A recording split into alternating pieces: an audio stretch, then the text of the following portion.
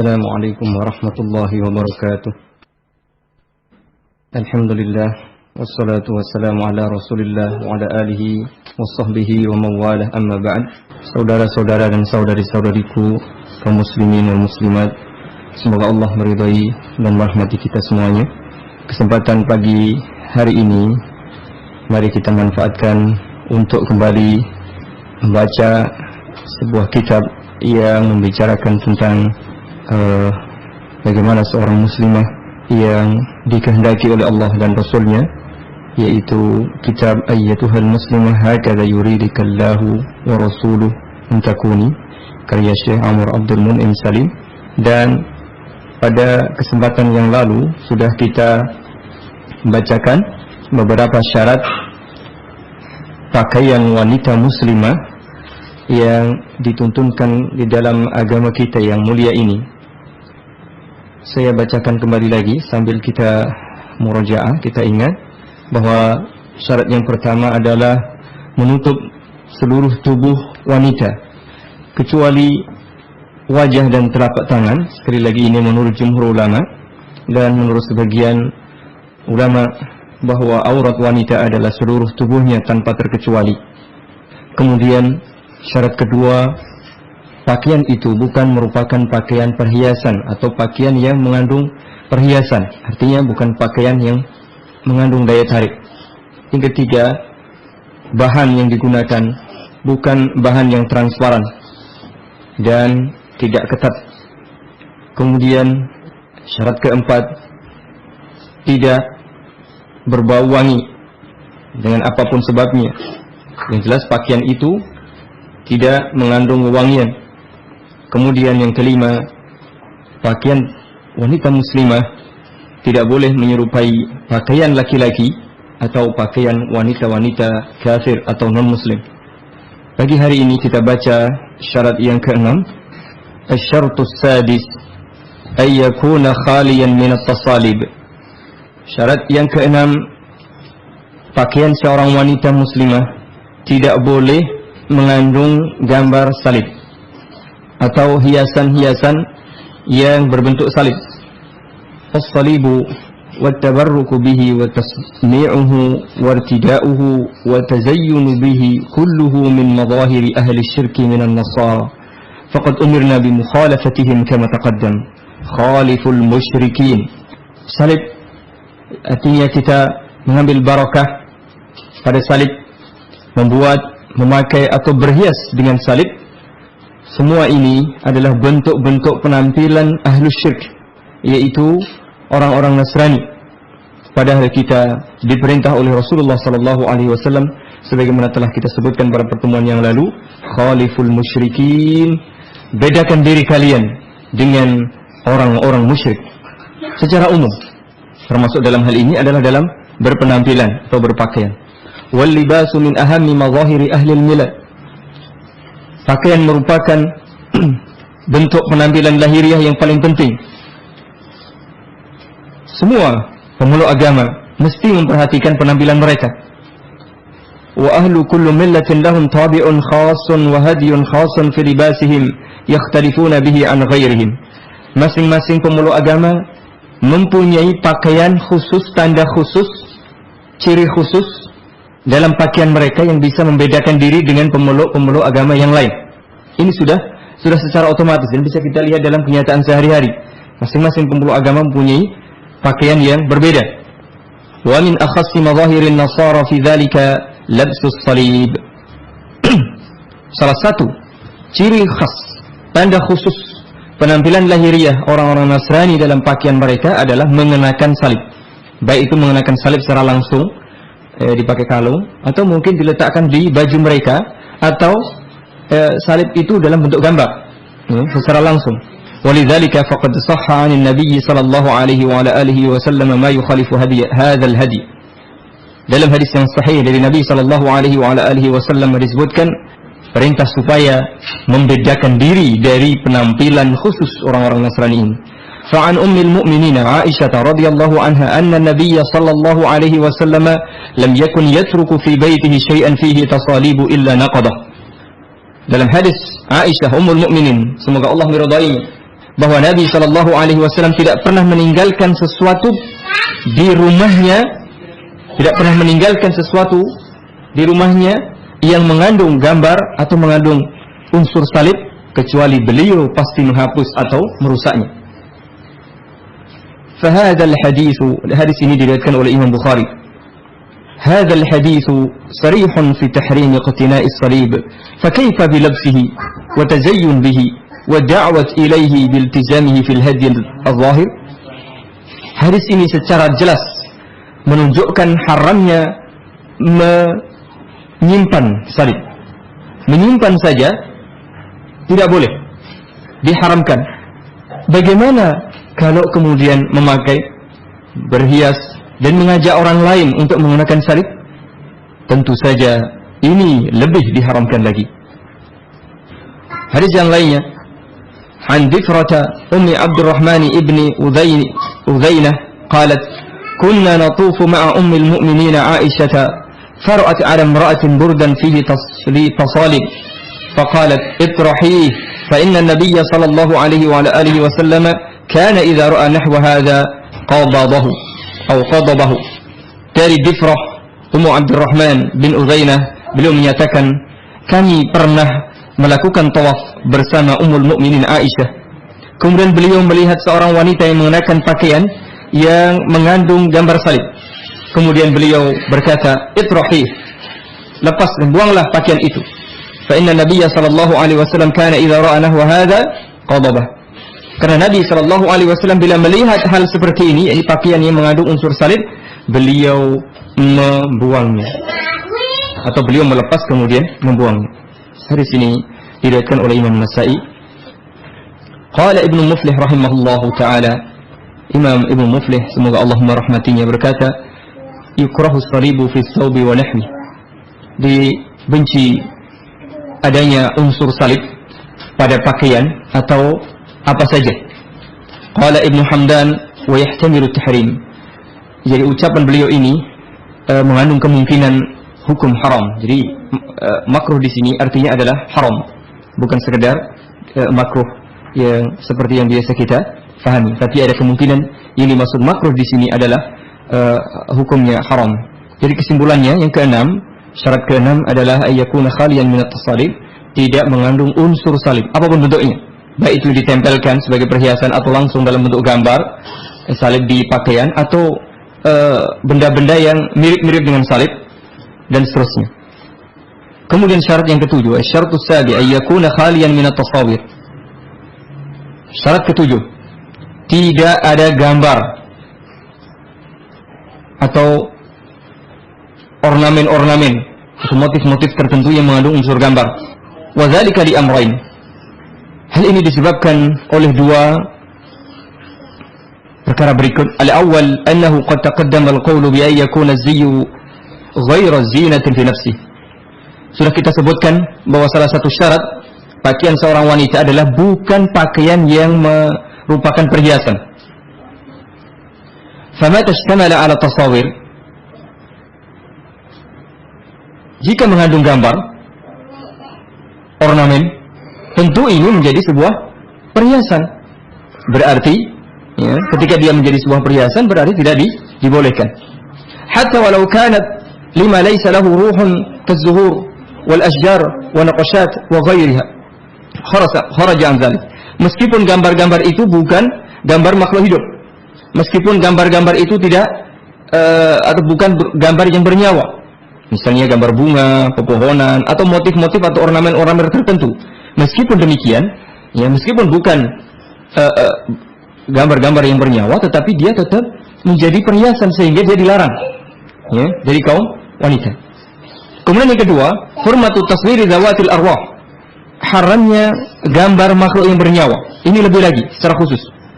Wa hurmatu irtida'i mahtawa ala dzalika ala wajhil khusus.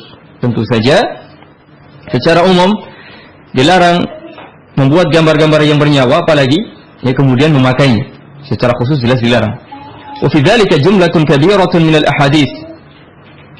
Terdapat banyak hadis yang menunjukkan haramnya pakaian wanita yang bergambar, khususnya yang bergambar makhluk bernyawa. Nadzkuru minha, kita sebutkan di antaranya hadis أم المؤمنين عائشة رضي الله عنها قالت دخل علي النبي صلى الله عليه وعلى آله وسلم وقد استترت بقرام فيه تماثيل فلما رآه تغير لونه وهتكه بيده ثم قال إن أشد الناس عذابا يوم القيامة الذين يشبهون بخلق الله.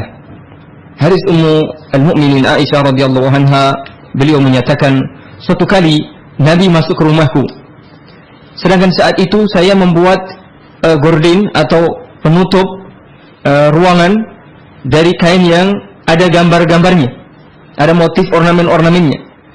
Ketika melihat hal seperti itu, berubahlah rona wajah beliau. Wa hatakahu biyadi, kemudian beliau menyobek atau merobeknya dengan tangannya. Langsung beliau berubah, menunjukkan beliau tidak senang dan marah. Kemudian kain yang saya gunakan sebagai penutup atau tabir atau gorden mungkinnya saat ini, itu kemudian beliau robek. Semua kala kemudian beliau bersabda, sesungguhnya orang yang paling keras siksaannya pada hari kiamat kelak adalah orang-orang yang menyamai ciptaan Allah Subhanahu wa taala. Orang-orang yang menyaingi ciptaan Allah Subhanahu wa taala. Jadi di situ ada gambar-gambar ya, yang tentu saja pelukisnya ini termasuk orang-orang yang mendapatkan siksaan paling pedih. Ini hadis yang pertama. Hadis diriwayatkan oleh Imam Bukhari, Imam Muslim dan yang lainnya. Yang kedua, hadis Abdullah bin Mas'ud radhiyallahu anhu qala Rasulullah sallallahu alaihi wasallam inna ashaddan nasi 'adaban yaumal qiyamati al-musawwirun. Hadis dari Abdullah bin Mas'ud bahwa Nabi sallallahu alaihi wasallam bersabda, sesungguhnya orang yang paling keras siksaannya pada hari kiamat adalah para pelukis. Orang-orang yang membuat gambar. Termasuk juga di sini pematung. Lebih lagi, ya, bukan pelukis saja, tapi juga pematung, pemahat, orang yang suka bikin patung, orang yang suka bikin gambar. Hadis ini riwayat Imam Ahmad, Imam Bukhari, Muslim dan yang lainnya. Hadis yang ketiga yang menunjukkan larangan memakai pakaian yang mengandung gambar-gambar bernyawa secara umum, baik laki-laki maupun perempuan, dan gambar-gambar meskipun tidak bernyawa bagi kaum wanita. Hadis Anas bin Malik radhiyallahu anhu qala kana qiramun li Aisyah satarat bihi janiba baitiha. Ada satu kain yang dipakai oleh Aisyah radhiyallahu anha untuk menutup bagian sisi rumahnya. Faqala laha Nabi sallallahu alaihi wasallam, kemudian Nabi bersabda, "Amiti anni fa innahu la tazalu tasawiruhu ta'ridu li fi salati." Buang ya, kain ini karena di situ ada gambar-gambarnya ya. Karena gambar-gambar yang ada di kain itu senantiasa terlihat olehku dalam salatku, yakni terbayang, terlihat, mengganggu salat Nabi sallallahu alaihi wasallam.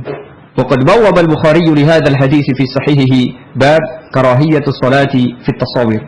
Imam Bukhari membuat bab khusus dari hadis ini, yaitu bab tidak disukainya salat menghadap atau berdekatan dengan gambar-gambar.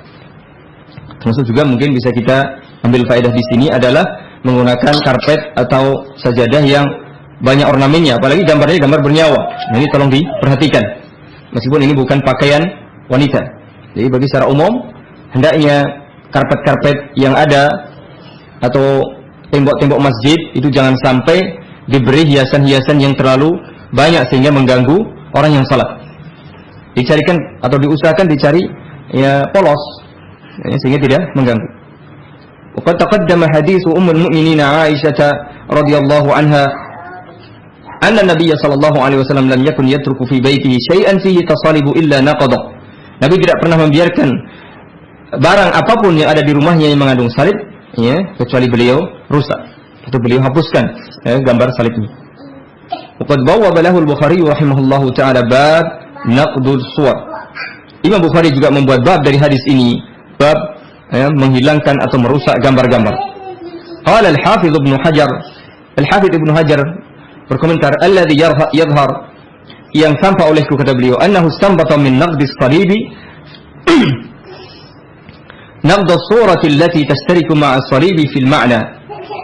Beliau beristinbat, yakni Imam Bukhari berdalil hendaknya dirusak atau dihapus gambar-gambar itu dengan dalil dari Nabi yang merusak atau menghapus gambar salib. Mengapa?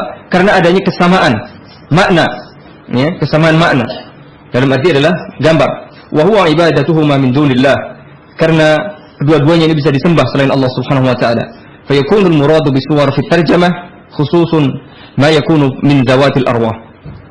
Kemudian bab yang disebutkan oleh Imam Bukhari dalam sahihnya itu yang dimaksud adalah gambar yang mengandung nyawa, artinya gambar makhluk yang bernyawa. Bal akhassu min dzalik, bahkan lebih khusus daripada itu.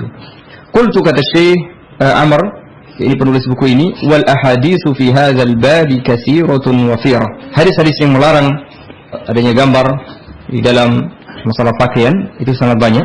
Walakinna ihtaja al-ba'du ala jawazi ittikhadhi at-tasawir fi thawbi bima rawahu Busr bin Sa'id an Zaid bin Khalid an Abi Talhah sahibi Rasulullah sallallahu alaihi wasallam qala inna Rasulullah sallallahu alaihi wasallam qala innal malaikata la tadkhulu baitan fihi surah. Meskipun demikian, sebagian ulama berpendapat akan bolehnya memakai pakaian yang bergambar berdasarkan dalil dari hadis riwayat Busr bin Sa'id dari Zaid bin Khalid dari Abi Talhah sahabat Rasulullah sallallahu alaihi wasallam bahwa Rasulullah sallallahu alaihi wasallam bersabda, innal malaikata la tadkhulu baitan fihi surah. Sesungguhnya para malaikat tidak akan masuk rumah yang ada gambarnya. Ini secara umum. Qala Busr, kemudian Busr melanjutkan perkataannya, summa ishtaka Zaidun fa'udna. Suatu kali ya, setelah menyampaikan hadis ini, Zaid sakit. Kemudian kami, kata Busr, menjenguknya. Faidah ala babihi sitrun fihi surah. Ketika kami menjemuknya, ternyata di pintunya ada gorden atau ada kain penutup yang bergambar. Faqultu li Ubaidillah al-Khawlani Rabi' Maimunah zauj Nabi sallallahu alaihi wasallam. Kemudian kami bertanya kepada Ubaidullah al-Khawlani, alam yukhbirna Zaidun anis suwari yawm al-awwal. Bukankah Zaid pernah menyatakan bahwa malaikat tidak hadis Rasulullah bahwasanya malaikat tidak akan mau masuk ke dalam rumah yang mengandung gambar? Faqala Ubaidullah, kemudian Ubaidullah menjawab, alam tasma'hu hina qala, tidakkah engkau mendengar bahwa dia menyatakan illa raqman fi thawb, kecuali raqman di pakaian. Jadi gambar yang tidak dibolehkan ya, kecuali raqman, yaitu garis-garis. Jadi gambar yang ini gambar bergaris itu boleh. Jadi gambar tidak bukan gambar secara umum. Tapi gambar yang dilarang adalah gambar yang bernyawa. Adapun ornamen-ornamen atau motif-motif tertentu, maka ini boleh dipakai. Qultu, kata penulis, wa hadza qad wajahul ulama'u bi suwarin ma laysa laha ruh. Jadi hadis ini dibawa kepada pemahaman bahwasanya yaitu gambar yang tidak bernyawa. Ini boleh menggunakan kain yang mengandung gambar tidak bernyawa. Ini secara umum. Adapun secara khusus tidak boleh bagi wanita tadi. Karena apa? Karena dia sebagai perhiasan meskipun tidak mengandung gambar ya, makhluk bernyawa. Tetapi dia menjadi perhiasan, bisa dilihat dari sisi yang lain. Dari sisi ini memang tidak mengapa. Mungkin ada yang berpendapat kan tidak bernyawa makhluknya. Ini gambar ini bunga, pepohonan atau ornamen atau motif tertentu. Ya. Ini kan tidak ada makhluk bernyawanya. Iya, tetapi bagi kaum wanita kembali kepada kaidah atau syarat yang lain, yaitu bukan merupakan pakaian perhiasan. Nah, ini jadi dilihat dari yang lainnya. Adapun kalau di rumah ya atau di mana ya, maka tidak masalah, ya. Tidak masalah. Qala an-Nawawi yujma'u bainal ahaditsi. Hadis-hadis yang ada itu digabungkan bi annal murada bi istisna'ir raqmi fi thawbi ma kanat as-suratu fihi min ghairi dhawatil arwah ka surati syajarah wa nahwiha. Jadi beberapa hadis yang ada itu digabungkan sehingga maksud pengecualian motif-motif atau garis-garis dalam pakaian yang bergambar itu yang disebut adalah gambar-gambar yang tidak bernyawa, seperti gambar pohon atau gambar-gambar yang lainnya. Atau mungkin yang bisa kita lihat sekarang ini motif-motif yang sekian banyak ya, atau ornamen-ornamen yang diletakkan di pakaian. Qultu, kata penulis, wa hadha tawjihun hasan. Ini adalah satu pemahaman yang bagus. Wa qad azahu Saharanfuri ila al-jumhur. Bahkan pemahaman seperti ini dinisbatkan oleh Imam Saharanfuri kepada pendapat jumhur. Illa annahu yustasna minhu aydan libasun nisa'i amama al-ajanib. Tetapi meskipun menggunakan pakaian yang bergambar, selain bergambar yang makhluk bernyawa itu boleh, tetapi Dikecualikan bagi kaum wanita, sekali lagi, tidak boleh menggunakan pakaian-pakaian bergambar yang bukan makhluk bernyawa di hadapan orang-orang yang bukan mahram atau suaminya, atau orang-orang yang dianggap asing. Ini tidak boleh. Fa innahu yaj'aluhu zinatan fi nafsihi. Karena pakaian yang berornamen, bergambar, bermotif itu adalah pakaian hiasan, sehingga tidak boleh dipakai di hadapan orang yang bukan suami atau mahramnya. Wa huwa manhiyun anhu kama taqaddam. Dan ini dilarang sebagaimana sudah disebutkan. Wa qad nassa ghairu wahidin min ahli al-ilmi ala hurmati irtida'i ma fi suratu zawatil arwah atau zawatir ruh. Banyak ulama yang menyebutkan secara jelas tentang haramnya memakai pakaian yang mengandung gambar makhluk bernyawa. Di antaranya qala Ibnu Abdul Barr, Imam Ibnu Abdul Barr berkata, aqba dzikrihi li hadisi Ummul Mukminin Aisyah alladhi taqaddam, mengomentari hadis Aisyah Ummul Mukminin yang telah beliau sebutkan, wa hadzal haditsu yaqtadi tahrim isti'mal ma fihi at-tasawir min ath-thiyab wa amsalha. Hadis ini hadis Aisyah radhiyallahu anha menunjukkan haramnya memanfaatkan atau menggunakan pakaian atau barang-barang yang lain yang mengandung gambar. Jadi apa saja, tidak hanya pakaian, termasuk juga perabotan rumah, gelas, piring, sofa, penutup meja, semuanya. Ya, termasuk mungkin keramik atau hiasan dinding yang bergambar burung dan sebagainya, tidak boleh. Wal istimta'u biha fi thawbin kanat aw ghairi thawbin, atau menjadikan sebagai perhiasan, baik dipakai maupun yang di barang-barang yang lain. Atau kana thawb mimma yutau aw lam yakun, termasuk juga meskipun itu diduduki misalnya, diinjak, ini kan gambar di karpet, kan diinjak-injak, tidak boleh. Jadi secara umum gambar bernyawa tidak boleh digunakan di karpet, atau di keramik, di tembok, atau di mana saja, apalagi di pakaian. Wa naqala Safarini fi Ghada'il Albab an sahibil furu' qauluhu, Imam Safarini di dalam kitab Ghada'ul Albab menukil pendapat penulis kitab Al-Furu', wa yuharramu 'ala al-kulli, diharamkan bagi semuanya, yakni az-zukur wal inas, baik laki-laki maupun perempuan, labsu ma fihi suratu hayawan, memakai pakaian yang ada gambar hewannya atau gambar makhluk hidup. Ini syarat yang ke-7. Syarat ke-8 sekarang. Syarat yang ke-8, ay yakuna masnu'an min at-tahiril halal. Syarat ke-8, pakaian tersebut terbuat dari bahan-bahan yang suci dan halal. Bahannya suci dan halal. Fala yajuzu irtida'u ma nusija aw khayta mimma urifa yaqinan annahu najis aw yakunu khaytuhu min sya'ril khinzir. Tidak boleh memakai pakaian atau apa saja yang terbuat dari bahan-bahan yang ditenun atau dijahit, bahan-bahan atau kain yang ditenun atau dijahit dari bahan-bahan yang najis, atau yang dijahit atau ditenun dari, contohnya di sini, rambut atau bulu babi. Waqad akhraja Ibnu Abi Syaibah fil Musannaf bi sanadin sahih. Imam Ibnu Abi Syaibah di dalam kitab Al-Musannaf menyebutkan riwayat dengan sanad yang sahih an Ibnu Sirin rahimahullahu taala, dari Ibnu Sirin, annahu kana la yalbasu khaffan khuriza bi sya'ri khinzir. Beliau tidak memakai pakaian atau khuf di sini, khufan, beliau tidak memakai khuf, ini sepatu yang dijahit dengan bulu babi. Jadi beliau tidak mau memakai sepatu yang dijahit dengan bulu babi. Termasuk juga mungkin sekarang ini ada katanya apa itu? Kuas, terbuat dari bulu babi. Wa kadzalika la yajuzu irtida'u ma suni'a min jildil maitati duna dibaghin aw tazkiyah.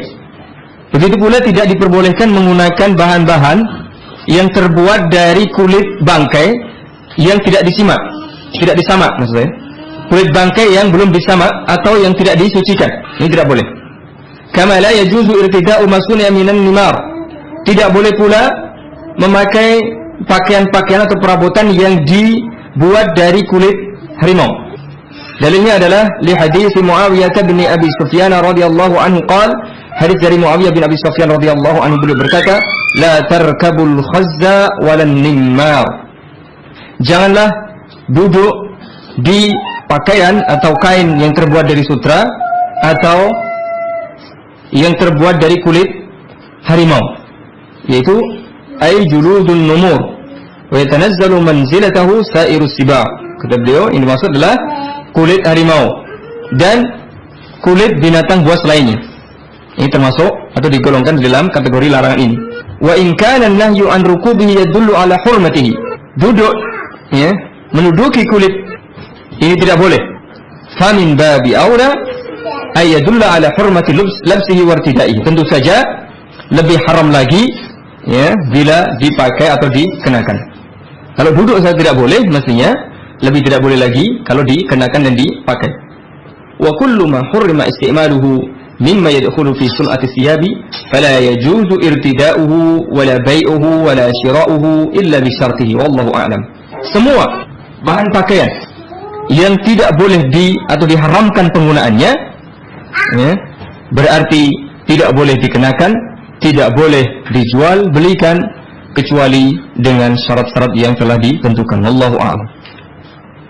Jadi meskipun tadi kita tidak memakai, tapi kemudian kita juga tidak boleh menjual.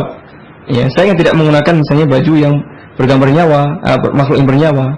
Saya kan hanya menjual, ini tidak boleh. Ya. Tidak boleh menjual, membeli dan membeli. Kemudian sekarang syarat yang ke-9, atau syarat yang terakhir pada pagi hari ini insyaallah taala, ay yakuna khaliyan min asbabil kibri wal khuyala. Tidak boleh mengandung unsur-unsur kesombongan dan keangkuhan. Jadi jangan sampai pakaian yang kita kenakan itu mengandung unsur kesombongan dan keangkuhan. Liqaulihi ta'ala, berdasarkan firman Allah Subhanahu wa ta'ala, "Wala tamshi fil ardi marahan, innallaha la yuhibbu kulla mukhtalin fakhur." Dalam surat Luqman ayat 18. Dan janganlah berjalan di muka bumi dengan congkak. Sesungguhnya Allah tidak menyukai orang-orang yang sombong lagi membanggakan diri. Dan salah satu bentuk kesombongan adalah dalam penampilan kita, gaya berjalan kita, perkataan kita. Tentu saja ini bisa terlihat juga dari pakaian kita. Wa an Abi Hurairah radhiyallahu anhu 'anil Nabi sallallahu alaihi wa ala alihi wasallam qala bainama rajulun yamshi qad a'jabathu jummatuhu wa burdahu id khusifa bihi al-ardu fa huwa yatajaljalu fil ardi hatta taqum as-sa'ah. Ketika seseorang berjalan dalam keadaan membanggakan diri, sombong dan angkuh karena rambutnya yang panjang dan pakaiannya yang bagus, tiba-tiba dia ditenggelamkan ke dalam bumi dan dia senantiasa tenggelam di dalam bumi itu sampai datangnya hari kiamat. Hadis riwayat Imam Bukhari dan Muslim. Ini menunjukkan larangan bersikap sombong dengan pakaian dan penampilan. Wa 'an Ibnu Mas'ud radhiyallahu anhu 'an Nabi sallallahu alaihi wasallam qala la yadkhulul jannata man kana fi qalbihi mithqalu dzarratin min kibr. Tidak akan masuk surga orang yang di dalam hatinya masih ada satu biji sawi atau satu semut kecil, ya, sifat kesombongan. Qala rajulun, kemudian seseorang bertanya atau berkata begitu mendengar sabda Nabi ini, innar rajula yuhibbu an yakuna thawbuhu hasanan wa na'luhu hasanan.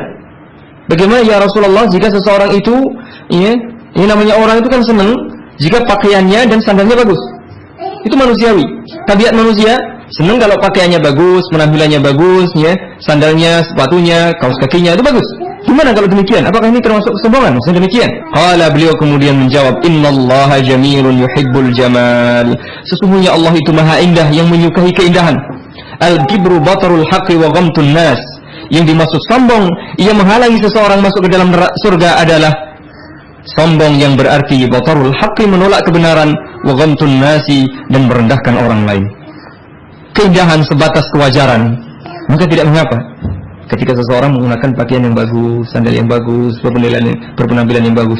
Itu bahkan bagus juga selama tidak melanggar aturan-aturan syariat, selama tidak berlebihan. Nanti ada juga tidak israf, tidak berlebihan, ya. Kemudian juga beliau menyebutkan dari sesungguhnya Allah Maha Indah dan Allah senang dengan keindahan. Sehingga yang dimaksud dengan kesombongan ini penting sekali. Kesombongan adalah definisi sombong yang disebutkan oleh Rasulullah SAW adalah menolak kebenaran dan merendahkan orang lain. Fahadzanil haditsani sarihani fi jawaz ittikhadhi thawbil hasan wa na'lil hasan. Dua hadis ini menunjukkan bolehnya memakai baju yang bagus dan sandal atau sepatu yang bagus. Dengan syarat ma lam yakun sababan fi idkhalil kibri ala nafsi wa ma lam yakun fi irtidaihi makhilatan fa innahu anadzaka yuharram. Dengan syarat pakaian yang bagus ya, sandal atau sepatu yang bagus itu tidak menyebabkan pemakainya menjadi sombong, menjadi angkuh, menjadi bangga diri. Ini yang perlu diperhatikan. Dan biasanya kalau pakai ini berlebihan, itu biasanya secara otomatis, ya, akan membawa pelakunya atau pemakainya menjadi sombong. Kemarin sudah disebutkan, ya, penampilan lahirnya itu bisa berpengaruh pada penampilan hati, ya, pada sikap hatinya. Ya, ketika seseorang menggunakan sesuatu yang bagus berlebihan, kemudian dia bersikap sombong, nah ini jelas dilarang. Wa yadkhulu fi umumi ma yunha anhu fil libasi ay yuzada fi sa'atihi akthar min al-lazim aw fi tulihi aw fi tuli akmamihi wa zailihi. Nah, ini juga termasuk, ya, yang dilarang adalah memakai pakaian yang melebihi kadar kewajaran. Ya, terlalu lebar, ya, seukuran orang misalnya, ya, seukuran tubuhnya lah. Ya, kalau dia biasa, ya biasalah. Jangan terlalu, kemudian dia orangnya biasa, kemudian pakaiannya terlalu lebar sekali, ya. Atau terlalu panjang, kemudian diseret, ya. Atau kemudian lengannya terlalu panjang, ya. Atau kemudian ujung pakaiannya yang panjang, dan seterusnya. Ini melebihi batas kewajaran. Dan biasanya kalau melebihi batas kewajaran ini biasanya akan membawa kepada bentuk berlebihan, dan tentu saja sikap kesombongan, ya, pelakunya atau pemakainya. Taqaddama fi hadis Nabi sallallahu alaihi wasallam an-nahyu an tazid al-mar'atu zailaha an dhira. Telah disebutkan seorang wanita tidak boleh melebihi pakaiannya, ya, dari 1 dhira. Ya, jadi tidak boleh terlalu panjang. Qala an-Nawawi rahimahullahu ta'ala qala al-qadi qala al-ulama wa bil jumlati yukrahu ma izada 'ala al-hajati wal mu'tadi fil libasi min at-tul was-sa'ah. Intinya, kata Imam Nawawi, menukil ucapan al-qadi, menukil ucapan para ulama, secara keseluruhan dibenci adanya tambahan panjang atau lebar pada pakaian yang melebihi kebutuhan dan kewajaran kebiasaan. Ini tidak boleh. Jadi tidak boleh melebihi ukuran, baik lebar, panjang atau luasnya atau apapun bentuknya, ya. Ini melebihi kebutuhan dan kebiasaan. Qultu, kata beliau penulis, waqad kana hadyu salafi fi talafi ma fihi al-kibru wal khuyala'u min athiyabi atamma al-hadi wa ahsana. Sungguh, ya, petunjuk orang-orang terdahulu ini, salafus saleh, sangat bagus dan sangat sempurna dalam menghilangkan segala unsur kesombongan dan kecongkakan dalam pakaian mereka. Mereka berusaha semaksimal mungkin untuk menghilangkan unsur-unsur yang bisa membawa pelakunya kepada kesombongan, bahkan termasuk dalam pakaian mereka. Bagaimana kita lihat? Fa innahum radhiyallahu anhum ma'a infitahid dunya 'alaihim ba'da mautir Rasul sallallahu alaihi wasallam. Meskipun dunia telah terbuka, artinya apa? Ya, dunia ini sudah dibuka bagi mereka setelah atau sepeninggal Rasulullah sallallahu alaihi wasallam. Dunia, kesenangan, kemudahan duniawi betul-betul dibuka bagi mereka. Tetapi apa? Kanu ab'adan nasi an takabburi bisiyab wa takhayuli bil uzur. Mereka, salafus saleh, para sahabat dan pengikut mereka adalah orang-orang yang paling jauh dari sikap takabur dalam urusan pakaian mereka, dalam urusan sarung mereka. Jauh dari sikap takabur dan sombong serta congkak. Meskipun mereka bisa, kalau mau sombong, mau congkak, mau beli yang mahal-mahal, yang indah-indah, yang luar biasa, bisa, karena dunia telah terbuka bagi mereka. Tetapi dalam kondisi yang seperti ini, mereka justru menjauhkan diri dari kesenangan dan hal-hal yang membawa kepada kesombongan. Apa yang mereka lakukan? Wa inna makanu yaqna'una bima yatahu lahum. Mereka mencukupkan diri dengan sesuatu yang cukup bagi mereka. Wa yuraqqi'una atau yarqa'una ma khaliqa indahum. Bahkan mereka tidak segan-segan untuk menjahit sendiri, untuk menambal sendiri pakaian yang telah sobek, ya, menambal pakaian yang telah sobek. Perhatikan ini, luar biasa. Kita sebutkan salah satu contohnya. Fa'an Katsir ibni Ubaid, dari Katsir bin Ubaid, qala dakhaltu ala Aisyah radhiyallahu anha wa hiya turaqqi'u dir'an laha. Suatu kali saya pernah bertemu atau menghadap Aisyah radhiyallahu anha. Saat itu beliau sedang menambal pakaiannya. Perhatikan. Fakultu, ya ummul mukminin, wahai ummul mukminin, aturaqina dir'ak wa ata'uki 12,000. Mengapa kamu masih sempat juga menambal bajumu, padahal pemberian yang diberikan kepadamu atau gaji yang diberikan kepadamu adalah 12.000? Faqalat, apa kata beliau? Artinya apa tadi? Ummul mukminin sangat cukup untuk membeli pakaian yang bagus. tapi beliau justru menambal pakaiannya yang telah sobek. Absir sya'na, lihat dirimu. Fa innahu la jadida liman la yuraqqi'u al-khaliqa. Sesungguhnya tidak ada sesuatu yang baru bagi orang yang tidak pernah menambal baju yang robek. Subhanallah. Jadi kita lihat bagaimana, ya, khususnya wahai ukhti muslimah, saudariku yang mudah-mudahan dirahmati oleh Allah Subhanahu wa taala. Lihatlah ini, bagaimana Aisyah radhiyallahu anha, istri Nabi, ibu kaum mukminin, orang-orang pilihan, tapi beliau masih juga menambal bajunya yang sobek meskipun beliau mampu membeli. Tapi coba bandingkan para wanita saat ini, ya, mereka tidak punya duit, rela ngutang untuk beli baju baru. Innalillahi wa inna ilaihi raji'un. Padahal baju yang lama masih bagus, belum lagi sobek, apalagi sobek, ya, warnanya belum pudar. Tapi karena lebaran sudah mau tiba, ribut minta baju baru. Ini tolong diperhatikan. Apalagi dalam konteks kali ini, sebentar lagi insyaallah taala kita mendekati lebaran. Saya berikan peringatan kepada akhwat, khususnya kaum muslimat, agar jangan terpedaya. Bukankah baju yang tahun lalu masih bagus? Bukankah belum sobek, bahkan masih terlihat seperti baru? Tapi mengapa, ya, kemudian kita sibuk ribut meminta duit, mencari ini dan itu, bahkan disibukkan dengan mencari pakaian baru, tidak disibukkan dengan berzikir dan beribadah kepada Allah Subhanahu wa taala? Alangkah jauhnya dengan petunjuk salaful ummah, sebagaimana yang dicontohkan di antaranya oleh Ummul Mukminin Aisyah radhiyallahu anha. Beliau sempat tetap, ya, menjahit, menambal pakaiannya meskipun beliau mampu. Tolong perhatikan, duit yang banyak mungkin lebih baik kita berikan kepada fakir miskin, lebih baik kita buat makanan untuk berbuka mereka, sehingga kita mendapatkan pahala yang jauh lebih banyak daripada sekedar membuat pakaian, bahkan bisa membuat diri kita berdosa. Contoh lagi, wa an Urwah bin Zubair qala kanat Aisyah tuqassimu fil yawmi 70,000 wa innaha la turaqqi'u dir'aha aw tan'akis. Subhanallah. Perhatikan, Aisyah radhiyallahu anha itu dalam satu hari bisa membagi 70.000, ya, duitnya dibagi kepada fakir miskin. Sementara untuk dirinya sendiri beliau menambal bajunya atau membaliknya. Subhanallah. Jadi rela, hendaknya harta kita ini betul-betul kita manfaatkan untuk akhirat kita.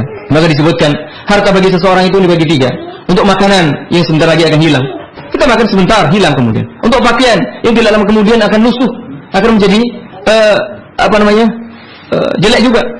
Kemudian yang ketiga adalah yang disedekahkan, ya, di jalan Allah Subhanahu wa taala. Itulah sesungguhnya harta yang hakiki bagi kita. Oleh karena itu, fal aula bil muslimi dayyinah allati tarumu ta'ata rabbiha an tatakhayyara li nafsiha min asiyabi mastawfa syurutu syar'i wa ma tabassatat sun'atuhu wa qallat kulfatuhu. Karena itu, yang paling utama bagi seorang wanita muslimah yang memperhatikan agamanya, yang menginginkan ketaatan kepada Allah Subhanahu wa taala, hendaknya dia memilih pakaian untuk dirinya yang memenuhi syarat-syarat syariat Islam. Yang sudah kita sebutkan ada 9 di sini. Yang sederhana bahannya, sederhana modelnya, wa qallat kulfatuhu, dan murah harganya, tidak terlalu mahal. Sederhana intinya. Tapi juga jangan terlalu bakhil, tapi juga jangan terlalu boros. Jadi sederhana itu menunjukkan seorang wanita yang beragama. Demikian yang bisa saya bacakan berkaitan dengan beberapa syarat pakaian wanita muslimah. Ada tambahan di sini tadi, yang pertama tidak mengandung unsur salib, baik itu bentuk salib asli atau gambar atau ornamen atau yang mirip dengan itu. Yang kedua, tidak mengandung gambar. Kalau untuk pakaian luar, yakni pakaian di hadapan orang-orang yang bukan suami dan mahramnya, maka gambar secara umum, baik gambar itu bernyawa atau tidak. Sedangkan untuk suami dan orang tuanya misalnya atau mahramnya boleh menggunakan pakaian yang bergambar selama bukan bergambar yang makhluk bernyawa.